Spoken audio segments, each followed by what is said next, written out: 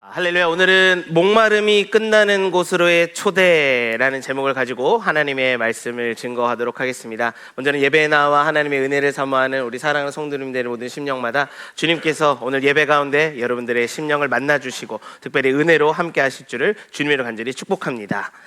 우리의 인생의 사도 요한처럼 예수님을 사랑한다라고 한다면 여러분 얼마나 좋을까요? 그가 얼마나 예수님을 사랑했는지는 요한복음 1장에 적어놨습니다. 요한복음 1장 자체를 세 부분으로 나눠보고 싶은데 1장 29절부터 34절까지의 말씀, 그리고 35절부터 42절까지의 말씀, 그리고 43절부터 51절까지의 말씀으로 세 개를 나눠서 볼 때 아마 여러분 화면을 보시면서 같은 단어가 하나 보이실 겁니다. 바로 이 다음 날이라고 하는 부분입니다. 35절과 42절 사이에 세례 요한은 자기의 두 제자와 함께 서 있다가 예수님이 지나가시는 것을 보게 되죠. 그때 세례 요한의 두 제자가 예수를 따라갑니다. 예수께서는 그 둘에게 무엇을 원하느냐라고 말씀하시면서 와서 보라, come and see 라고 하십니다. 그러자 세례 요한의 제자 두 명은 이때부터 예수님을 만나러 가죠. 그 중에 한 명이 성경은 시몬 베드로의 동생 안드레였다라고 말하고 있고 다른 한 명은 이름이 등장하지 않습니다. 그러나 우리는 이 사람이 누군지 쉽게 추측을 할 수 있는데요. 예수님께서 당시에 와서 보라, come and see 라는 이 말씀하셨다라는 것을 정확하게 그 시간에 사건에 들었다라는 것, 즉 그 자리에 있었기 때문에 가능한 것이겠죠. 요한복음의 저자를 우리는 사도 요한이라고 생각할 수가 있게 되는 것입니다. 그래서 요한복음 1장에 세 번이나 걸쳐서 다음날, 다음날, 다음이라고 적혀 있는 것은 굉장히 중요한 한 가지를 우리 가운데 말해주고 있는 것인데요. 그것은 바로 첫사랑입니다. 여러분의 첫사랑은 어떠셨나요? 수업 듣기 전에 교수님이나 선생님이 처음 오면 첫사랑 얘기해 주세요. 왜요? 분위기를 더 재밌게 하기 위해서. 첫사랑, 여러분 어떻습니까? 대부분이 결혼하신 날, 또 결혼식 또는 사랑한다라는 그 고백을 들었던 그날을 아마 여러분 다 기억하실 것입니다. 기억 못하셨다면 내년에 부부학교가 다시 열리니까 부부학교 잘 참석해 주시고요. 여러분 보시면 결혼식 날도 기억하는데 결혼식 그 전날에 어떤 일은 있었는지 여러분 다 기억하시고 심지어 결혼식 그 다음 날도 기억이 많으실 겁니다. 그 설레임. 왜요? 바로 사랑하는 그 사람과 내가 결혼하기 때문에 설레었던 날이었고 이 결혼식을 통해서 행복했던 날이었고 결혼식 이후에 첫날 밤을 보내면서 이제는 우리가 정식으로 부부가 되었던 날이었기 때문에 이 결혼식 하는 날, 그 전날, 그리고 그 다음 날의 기억은 다 우리가 알고 있습니다. 왜냐하면 사랑하기 때문에 기억이 난다라는 것이죠. 마찬가지로 요한복음을 기록하고 있는 요한도 예수님을 너무나 사랑했습니다. 즉 예수님에 대한 첫사랑의 기억을 너무나도 소중히 가지고 있었다라는 거예요. 예수님을 만나기 전날 세례 요한을 통해 들었던 예수 그리스도에 대한 그 진리, 하나님의 아들이며 세상 죄를 지고 갈 어린 양이라는 그 고백, 그리고 자고 일어났더니 바로 그 다음날 예수님을 만나게 되고 와서 보라, come and see 라는 이 말을 듣자마자 나도 모르게 자연스럽게 그 예수님 곁으로 발걸음이 옮겨졌고 그리고 그 다음날 빌립과 나다나엘을 부르시면서 하늘이 열리고 하나님의 천사들이 인자 위에 오르락 내리락 하는 것을 보게 될 때 고백하면서 기대감이 넘쳐났던 그 시간, 여러분 사도 요한이 얼마나 예수님을 사랑했는지 우리는 이 다음날, 다음날, 다음날이라는 고백을 통해서 그 3일의 날을 기억하고 있다라는 것을 알게 됩니다. 사랑하는 성도님들은 어떠신지요? 여러분들이 처음 인격적으로 예수님을 만났던 그때를 여러분 기억하시는지요? 심지어 예수님을 만나기 그 바로 전날 또는 그 다음날의 기억을 여러분 다 간직하고 계시는지요? 마치 결혼식 당일과 결혼식 전날, 결혼식 다음 날은 다 기억나는 것처럼 예수 그리스도를 인격적으로 만나기 전, 인격적으로 만난 그 다음 날의 기억, 여러분 그 다음 날의 행복을 기억하고 계시는지요?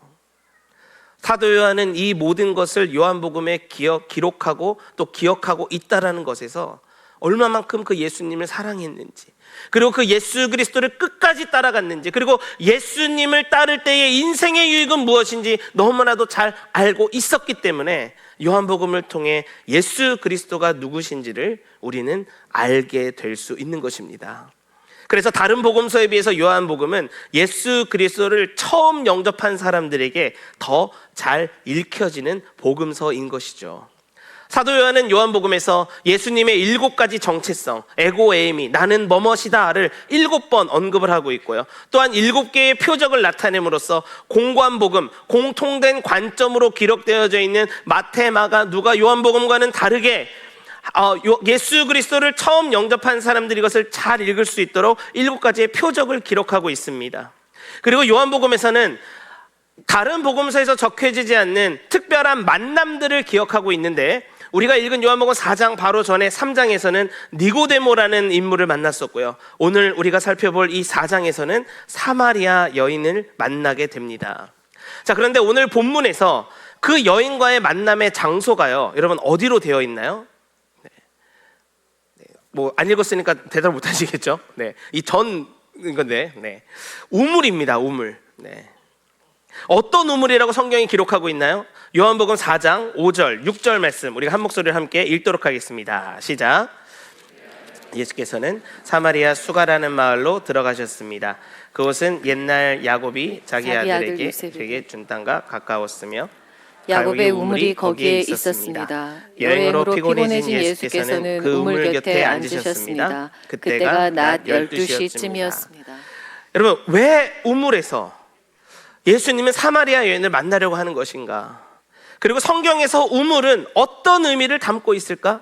또한 사도 요한은 이 요한복음을 기록하면서 우물가에서 예수님이 사마리아 여인을 만난 것을 왜 기록해 놓은 것일까? 이 질문에 대한 답을 찾기 위해서 한 단어에 집중을 해보려고 하는데요, 그것은 바로 야곱의 우물이라는 단어입니다. 사실 야곱이라는 인물에게 우물이라는 장소는요, 독특한 상징 하나를 갖게 합니다. 그것이 무엇이냐면 바로 신부라는 단어입니다. 야곱이 레아를 만나려고 했을 때 여러분 어디서 만나게 되었습니까? 창세기 29장 10절 말씀 제가 읽어드릴게요. 화면을 보시면서, 야곱이 자기 어머니의 오빠 라반의 딸 라헬을 보고 또 자기 어머니의 오빠 라반의 양들을 보자마자 우물로 나아가서 우물 입구에서 돌을 치우고 자기 어머니의 오빠 라반의 양들에게 물을 먹였습니다. 야곱은 형 에서를 피해서 외삼촌 라반이 거주하는 땅으로 도망했는데 마침 우물을 발견하게 되었던 것이죠. 그리고 그 우물에 양을 이끌고 온 라헬을 보면서 그 이후부터 라헬을 사랑하게 되었고 결혼까지 하게 되었습니다. 마찬가지로 야곱의 아버지라고 할 수 있는 이삭의 경우도 보실까요? 창세기 24장 13절 14절 보소서, 제가 이 우물 곁에 서 있습니다. 이제 이성 사람들의 딸들이 물을 기르러 나올 것입니다. 제가 어떤 소녀에게 물동이를 내려 내가 물을 마실 수 있게 해달라고 할 때 그녀가 드십시오, 제가 이 낙타들도 물을 마실 수 있게 해드리겠습니다라고 하면 바로 그녀가 주께서 주의 종 이삭을 위해 정하신 사람으로 여기겠습니다. 그것으로 주께서 내 주인에게 자비를 베푸신 줄 알겠습니다. 이삭의 아버지 아브라함의 명령으로 이삭의 며느리를 찾아 나섰던 그 아브라함의 종은 우물 곁에서 하나님께 기도했고, 그때 만났던 여인, 즉 신부가 누구였습니까? 바로 리브가였습니다. 성경을 보면 볼수록 우물에서 만난다라는 것은 신부 또는 결혼과 연관이 되어 있는 것을 발견하게 되는 것이죠. 여러분, 야곱 이후에는 출애굽기에 또 어떤 인물이 등장합니까? 모세가 등장하는데, 모세 또한 그 우물에서 자신의 아내가 될 십보라를 만나게 되는 내용이 출애굽기 1장과 2장에 적혀 있죠. 그렇다면 예수님과 사마리아 여인, 그리고 우물과 연관되어 있는 이 신부와 결혼은 과연 어떤 관계성을 가지고 있는 것이고, 왜 사도 요한은 오늘 4장 말씀을 통해서 과연 무엇을, 원독자라고 할 수 있는, 오리지널 리더라고 할 수 있는 이 원독자에게, 그리고 오늘 이 말씀을 읽고 하나님의 음성을 듣고자 하는 우리에게 무엇을 지금 알려주고 하고 싶은 것일까? 첫 번째로 나누고 싶은 것은 이것입니다. 저를 한번 따라해 보겠습니다. 예수님은 벽을 넘어서라도 우리를 찾으신다. 먼저 예수님은 유대를 떠나 갈릴리로 가는 여정을 결정하셨는데요. 당시 관습의 벽을 넘어서 사마리아 지방으로 걸어가는 방법을 선택하셨습니다. 사실 그때 당시 유대인들은 사마리아 사람들은 물론이거니와 그들이 살고 있는 그냥 그 땅도 밟기 싫어했기 때문에 일부러 멀리 쭉 돌아서 갈릴리로 가던 관습이 있었습니다. 그렇지만 예수님은 첫 번째 그 관습의 벽을 넘어 사마리아로 가는 방법을 일부러 선택하셨습니다. 왜요? 한 영혼을 찾아야 했기 때문입니다. 또한 예수님은 육신의 피곤함의 벽을 넘으셨는데요. 우리는 어떻죠? 피곤하면 귀찮아서 안 하려고 합니다. 여보, 재활용 쓰레기가 다 된 것 같아. 그럼 어떻게 해요? 안 듣는 척하죠. 피곤하고. 네. 제 이야기입니다. 걱정하지 마십시오. 여보 미안해. 네. 굳이 그렇게 하지 않으셔도 사실은 되지만 예수님도 육신을 입고 오셨기 때문에 피곤하셨지만 잃어버린 영혼을 찾고자 하나님의 형상인 그 신부를 찾고자 일부러 육신의 피곤을 넘어 우물가로 다가가셨습니다. 요한복음 4장 6절에 보시면 여행으로 피곤해진 예수라는 표현이 등장하죠. 여러분 참 아이러니하지 않습니까? 전능하신 그 하나님의 아들 독생자께서 피곤하시다니요. 잠깐 제가 물리, 화학 원소 기호를 쓰겠습니다. 수소 원자 2개와 산소 원자 하나를 결합해서 그 물을 만드신 이 전능하신 하나님의 아들 독생자 예수님이 지금 몹시 지치고 목마르다고 하는 이 상황. 그런데 예수님이 육신의 피곤함이라는 벽을 넘어서 사마리아 여인을 찾아 우물로 가셨고 마침내 여인을 찾고 만나셨습니다. 근데 언제입니까? 12시입니다. 12시. 정오 12시. 제가 2023년 7월에 이거와 비슷한 이라크를 갔었을 때에 여러분 12시에 거리를 돌아다니는 것이 얼마나 무서운 일인지 깨닫게 되었습니다. 정말 어마무시하게 내리쬐는 그 태양과 햇빛, 그냥 어마무시했습니다. 그냥 그늘을 찾는 게 당연했고요, 물을 찾는 것이 당연했습니다. 그런데 사마리아 여인이 지금 언제 물을 길어 나왔다고요? 12시에 나왔습니다. 분명 이 여인에게도 말하지 못할 사정이 있었을 거예요. 왜냐하면 기본적으로 고대 중근동에 있는 여인들이 물을 기르러 우물가에 오는 것은요, 아침 일찍이나 초저녁이 자연스러웠습니다. 그러나 그러한 시간을 일부러 피해서 전혀 사람들이 나오지 않는 12시에 물을 기르러 나온 것, 결과적으로 마을 사람들이 그녀를 인정하지 않고 있다거나 혹은 주변 사람들과 어울리지 못할 그녀만의 무슨 이유가 있다는 것을 우리는 알 수 있게 되는 것이죠. 하지만 예수님께서 이름도 기록되지 않은 이 사마리아 여인에게 일부러 말을 거셨습니다. 다시 한번 예수님이 육신의 피곤함의 벽을 넘어 통상적으로 생각하는 관계와 관습의 벽을 넘어 회복이 필요한 그 한 영혼을 일부러 만나기 위해 말을 거셨다라는 것입니다. 이것은 유대인인 예수님이 사마리아 여인에게 물을 달라라고 요청함으로써 인종적이면서도 민족적으로 막혀있던 그 벽을 단숨에 뛰어넘는 담대한 시도를 예수님이 하셨다라는 것입니다. 그리고 예수님은 한 가지 벽을 더 넘으시는데요, 여러분 상상도 못했던 벽입니다. 바로 그 여인이 마시던 물컵으로 물을 마시려고 하시려던 것이었어요. 지금에야 이것이 왜 이상하냐, 왜 상상도 못할 일이냐 할 수도 있지만, 여러분 당시 여성, 거기다가 이 사마리아 여인과 대화를 하고 있는 유대인이라는 것은요, 사마리아 여인 자체가 부정한 여인이었고 그 부정한 여인이 만진 컵이었기 때문에 그 컵도 부정한 것이었습니다.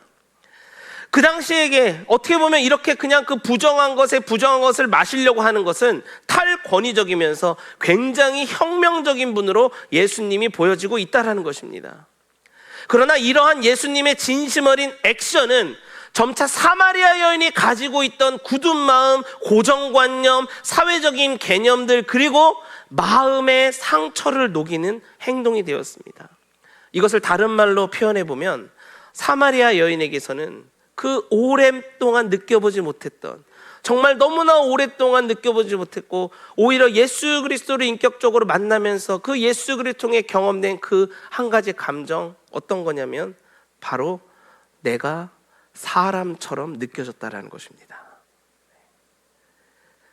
이로 인해 도덕적이고 사회적이며 인간이 느끼는 피곤한 감정의 벽을 넘었더니 마지막 이제는 그 여인의 내면에 철저하게 숨겨져 있던 벽 하나가 와르르 무너집니다. 바로 죄의 벽입니다. 그녀의 영혼의 중심에 자리 잡고 있던 그 죄의 벽, 그녀에게 다가갔던 모든 벽들을 넘고 이제 그녀의 영혼의 중심에 자리 잡은 그 남편으로 인한 죄의 벽을 허물기 위해 예수님은 저는 남편이 없습니다 라고 말하는 그녀의 당황스러운 이 대답에 이렇게 말씀하시죠. 요한복음 4장 17절 18절 말씀, 예수님이 말씀하시고 있는 빨간색 부분만 우리 한 목소리로 함께 읽어보도록 하겠습니다. 시작. 내가 남편이 없다고 한 말이 맞다. 실은 전에 내게 남편이 5이나 있었고 지금 함께 사는 남자도 내 남편이 아니니 내가 지금 한 말이 맞구나. 왜 예수님께서는 그녀의 마음속에 숨겨두고 싶은, 남들에게 보이고 싶지 않은 그 현실을 꺼내서 이야기하셨을까? 그녀가 속해 있는 문화에서 그녀를 이런 사람이라고 낙인 찍었던 그 가슴 아픈 사연을 왜 예수님은 굳이 끄집어 내셨을까?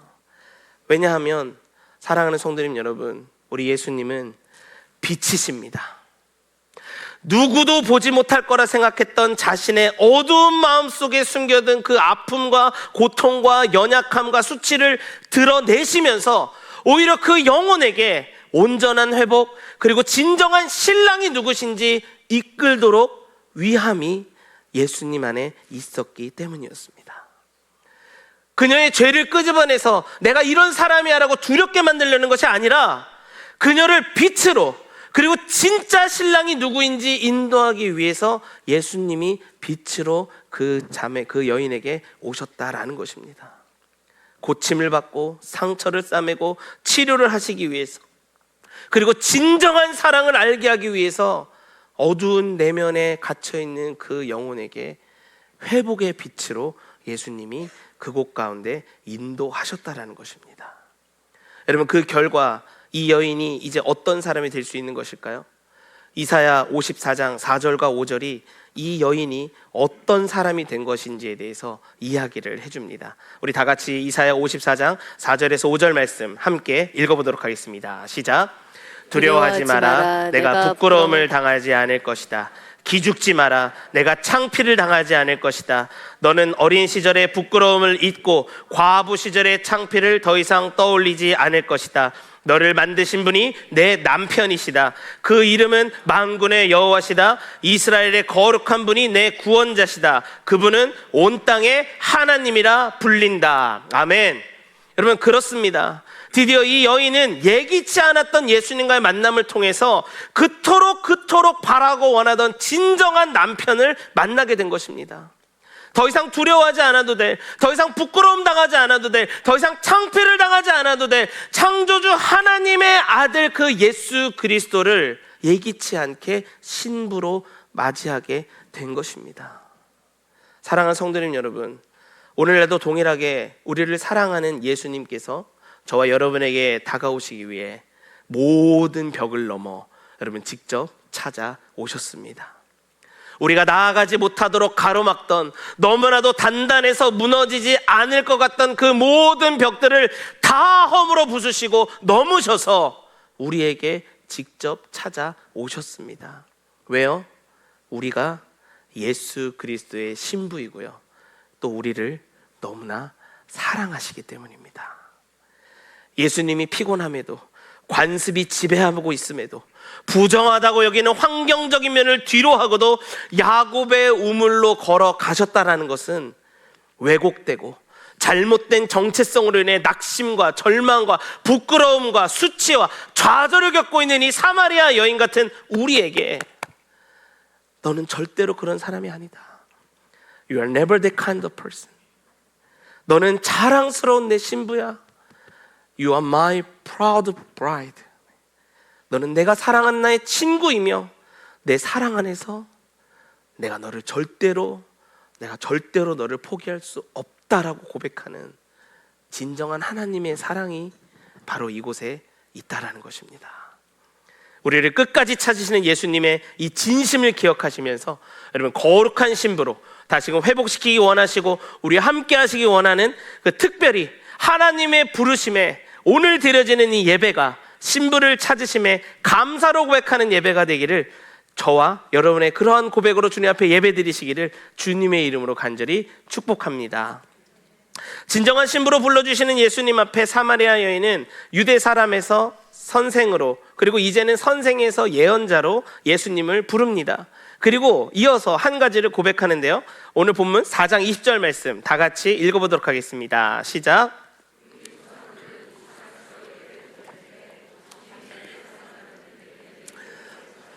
그래. 그녀는 예언적인 만남을 경험했음에도 불구하고요, 거룩한 신부로서 예배드릴 장소가 어디인지 그저 피지컬리한 공간에 대해서만 이야기를 합니다. 즉 나에게 안정감을 주는 그 장소에서만 내가 예배할 수 있다라는 것이고, 이미 그 장소는 이전부터 정해져 왔다라고 고백하는 것이죠. 사람이 많거나 조금이라도 남에게 방해가 될 것 같은 예배 장소라고 생각되면 우리 어떻습니까? 그런 데선 예배 드리면 안 되지, 그냥 여기는 조용히 하고 있다가 나가자라고 하고, 막 사람이 없고 그냥 우리만 딱 예배 드릴 수 있는 장소면은 여기는 좋지, 우리가 예배 드리면 뭐 너무 좋네 하면서 그런 장소에서는 예배 드리는 모습. 실제로 사마리아 사람들은요, 그리심산이라는 곳에서만 예배를 드려왔습니다. 예루살렘으로 예배를 드리러 가는 것이 맞았지만 이 사마리아인들은 아수르인들과 섞였다라는 것으로 인해서 예루살렘 방문 자체가 거절되었었습니다. 그래서 만든 처소가 바로 이 그리심산에서의 예배인 것이고요, 이런 역사적인 배경이 있었던 터라 사마리아인들은 자신들이 드리는 이 예배의 어떤 정통성, 이게 정말 우리가 이게 정말 조상 때부터 내려오신가, 이 정통성에 대한 늘 불안한 마음이 있었고요, 유대인과 사마리아인들은 아직도 어디가 예배드리는 바른 장소인지, 예루살렘인지 이 그리심산인지 예배 처소를 놓고 아직도 싸우고 있다라는 것입니다. 마크 목사님께서는 2005년 말에 여러분 뉴욕의 인투 교회를 개척하셨죠. 뉴저지 온누리교회에서 마크 목사님과 함께 보낸 시간이 제가 벌써 3년을 향해 지나가고 있는데요, 제가 목회 비서로 여러 지역을 함께 목사님과 동행하게 되면서 마크 목사님이 경험하신 이 하나님의 은혜에 대한 내용을 제가 참 많이 듣게 되었는데, 여러분 그 중에 하나가 인투교회 이야기였습니다. 네, 요 사진, 저 사진 보내주셨는데 이렇게 젊으셨을 때가, 네. 인투교회는 제가 매번 들을 때마다 보따리 교회였다라는 말을 너무나 많이 들었습니다. 이 보따리는 매번 접었다, 풀어야 했고, 예배를 드리기 위해 장소 불문하고 늘 하나님께만 초점을 맞춰서 예배를 드렸다라는 교회에 대한 이야기를 많이 들었습니다. 더군다나 여러분 맨하탄이라는 지역이 어떤가요? 물질주의, 과도한 경쟁으로 인해서 이 방황하는 젊은 청년들과 유학생들이 많았는데, 오히려 도시로 어떻게 합니까? 교회 이름이 인투, 도시로 인투해서 예배를 통해 이 진정한 하나님의 자녀됨의 정체성을 회복하기에 앞장섰다라는 것입니다. 즉 어디서 예배를 드리냐가 중요한 것이 아니라 작은 성전에 하나님을 가두어서 하나님 여기에만 계세요라고 하는 것이 아니라 하나님의 임재가 있는 곳이 바로 예배하는 곳이고, 그곳에서 예배할 때 하나님을 발견할 수 있었던 목회 철학이 있던 교회가 바로 인투교회였다라는 것입니다. 그리고 그때 섬기던 분들의 모든 헌신과 섬김은 정말 이루 말할 수 없을 정도의 은혜였고요, 장소 때문이 아니라 하나님께 온전히 집중하며 예배했기 때문에 그렇게 하나님의 은혜를 경험하고 많은 부흥을 경험할 수 있었다는 것을 듣게 되었습니다. 이 사마리아 여인에게 예수님은 오늘 말씀에서 이렇게 말씀하시죠. 이 산도 아니고 예루살렘도 아닌 곳에서 아버지께 예배드릴 때가 올 것이라고, 그리고 참되게 예배하는 자들이 중요하게 생각해야 하는 것이 있음을 알려주시는데, 오늘 23절, 24절 말씀 다 같이 한 목소리를 읽도록 하겠습니다. 23, 24절입니다. 시작. 이제 참되게 예배하는 사람들이 영과 진리로 아버지께 예배드릴 때가 오는데 지금이 바로 그때다.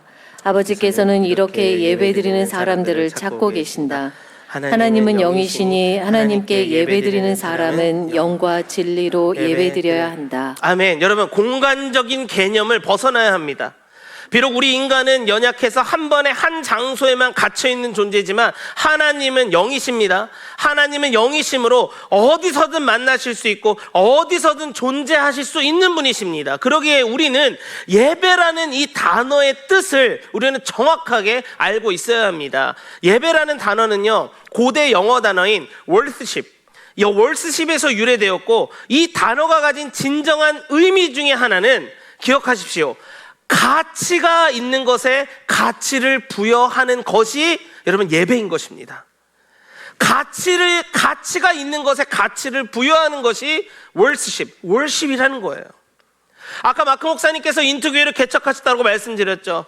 그때 드렸던 그 예배가 뉴욕 맨하탄이라는 도시가 부여잡고 있는 그 가치나 물질이나 과도한 경쟁이나 성공을 잡고 있었다면 여러분 그것이 예배라고 할 수가 있었겠습니까? 매번마다 보따리를 접었다 풀었다면서 예배 드렸던 그 이유가 무엇이겠습니까? 진정으로 인생에 가치가 있는 것에 가치를 부여한 예배가 이거다라고 그 도시 가운데 선포했기 때문에 그것이 예배였던 것입니다.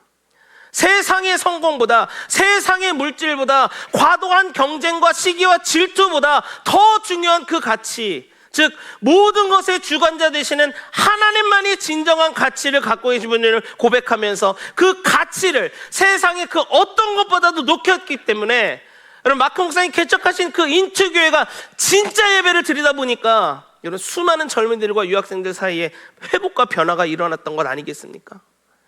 그렇기 때문에 요한복음에서 말하고 있는 이 예배는 성전 자체이신 예수님이 우리 가운데 와서 오히려 예수님 자신이 내가 희생제물이 될게 라고 말씀하시면서 예배의 패러다임 자체를 공간이 아니라 그 예수님을 초청하는 것 자체로 완전히 바꾸신 것이 바로 오늘 요한복음에서 말하고 있는 예배라는 것입니다. 이것을 요한복음의 표현을 빌려 이야기하자면 하나님께 예배드리는 사람은 여러분 영과 진리로 예배 드려야 한다라는 것입니다. 옛 성전에서 바치는 희생양이 아닌 어디서나 존재하시는 그 예수님의 임재를 나타내는 성령의 은혜와 말씀의 진리 안에서 예배하라라는 것입니다. 그렇기 때문에 오늘 두 번째로 여러분들과 증거하고 싶은 내용은 이것입니다. 여러분 보십시오. 여러분 바로 지금이 그 예배를 드릴 때인 것입니다. 한번 따라해 보실까요? 바로 지금이 그 예배를 드릴 때이다. 저는 오늘 이 한 문장이 여러분들의 가정에, 여러분들의 자녀에, 여러분들의 직장에, 여러분이 속한 모든 상황과 환경 속에 바로 그 지금이 예배 드릴 때임을 주님의 이름으로 선포합니다. 예수님은 예배의 공간보다 예배의 때에 대해서 강조하시죠. 요한복음에서 반복적으로 등장하는 중요한 개념 중에 하나가 바로 때입니다. 때. 말씀이 육신이 되어 우리 가운데 거하게 된 그때, 말씀이 육신이 되어 우리 가운데 거하게 된 그때, 물이 변하여 포도주가 변하게 된 그때, 예수님이 명령에 하인들이 순종으로 자신의 발걸음을 옮겼던 바로 그때, 그리고 니고데모가 예수님을 내가 찾을까 말까 고민하면서 밤중이라지만 그때도 찾아갔던 그때, 그리고 마지막으로 눈치 보며 사람들의 시선을 피해서 오늘은 12시에 물 들어가야지 라고 하면서 천천히 걸어가다가 오히려 나를 신부로 맞아주신 그 예수님을 만나게 된 그 때, 예수님은 이 때라는 개념을 예배의 맥락에서 새롭게 선포하시는 것입니다.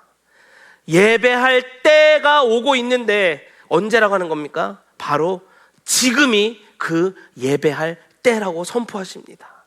이 예배는 당연히 영과 진리로 드려지는 예배라는 것이죠.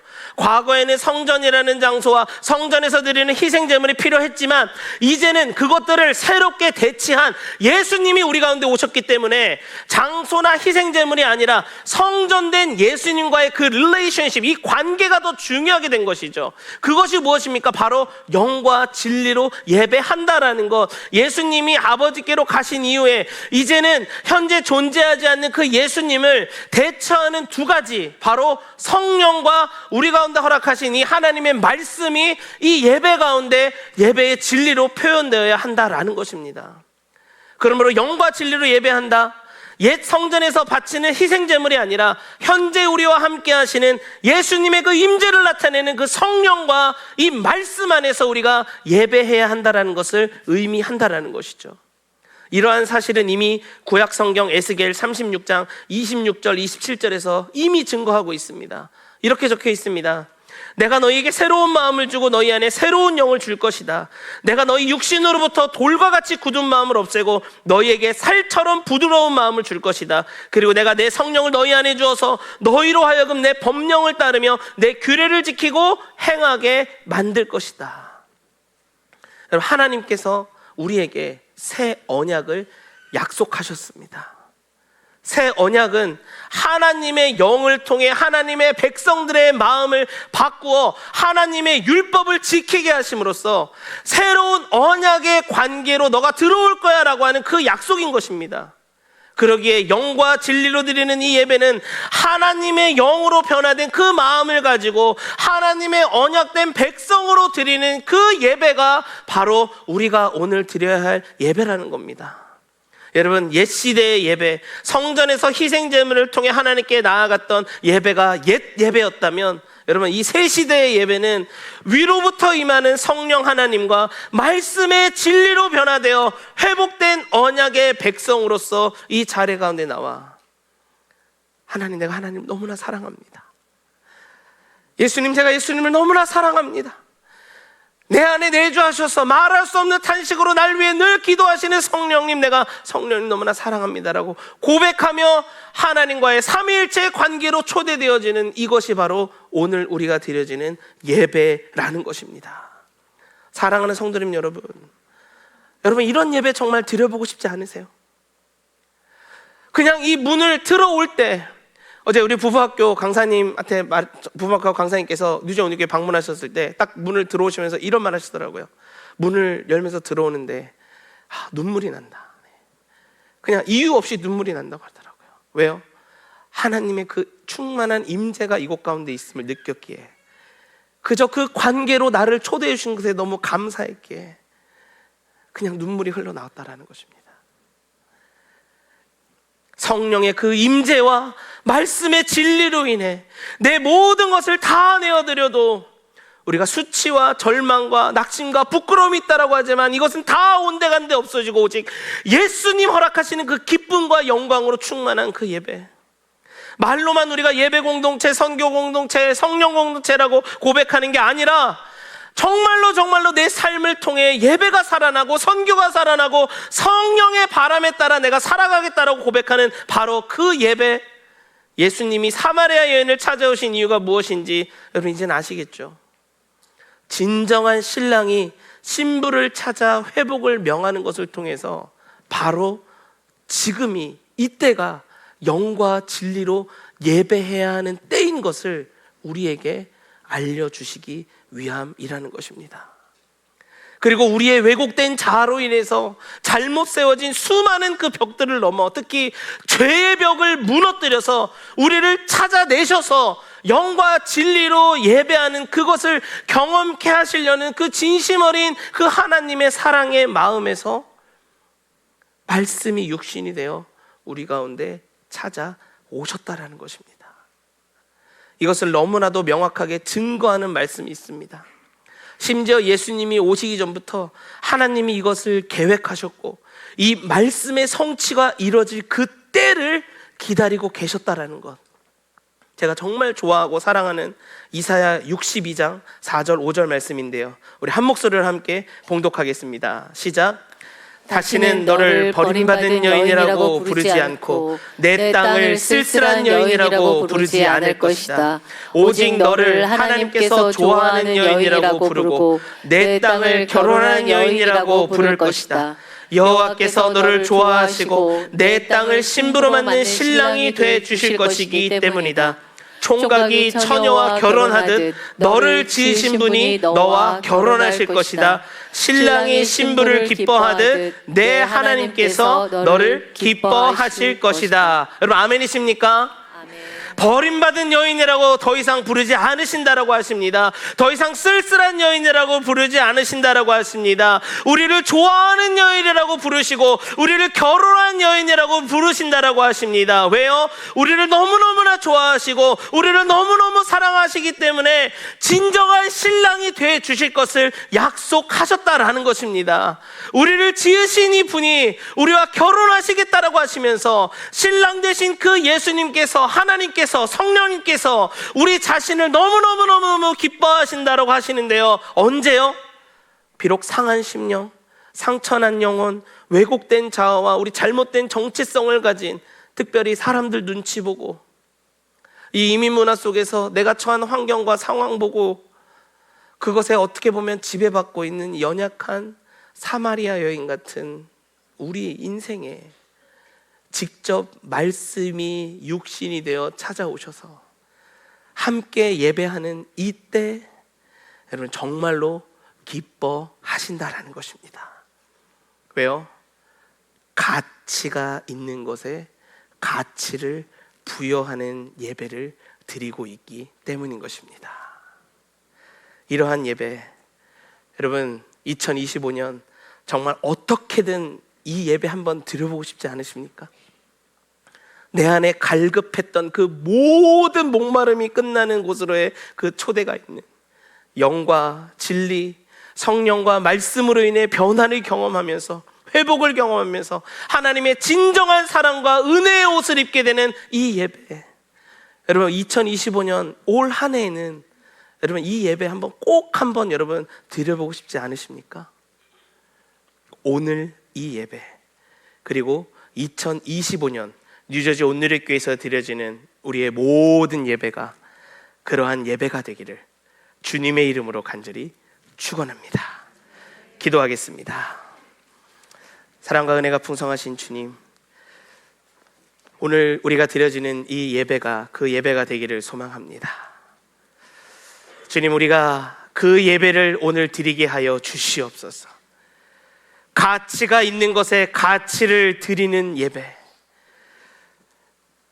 정말 잘못된 정체성과 자아와 나를 우겨싸는 상황과 환경의 지배에 속한 예배가 아니라 진리가 너희를 자유케 할지니 그 영과 진리로 예배하는 곳에 하나님을 경험하는 그 예배, 주님, 우리가 2025년 그 예배를 드리기를 소망합니다. 주여, 우리 가운데 그 일을 행하시옵시며 우리를 신부 삼아주신 예수님, 신랑 되신 그 예수 그리스도를 통해 축복된, 특별히 주님 앞에 거룩한 예배로 영광 올려드리는 2025년 되게 하여 주시옵소서. 예수님 이름으로 기도합니다. 아멘.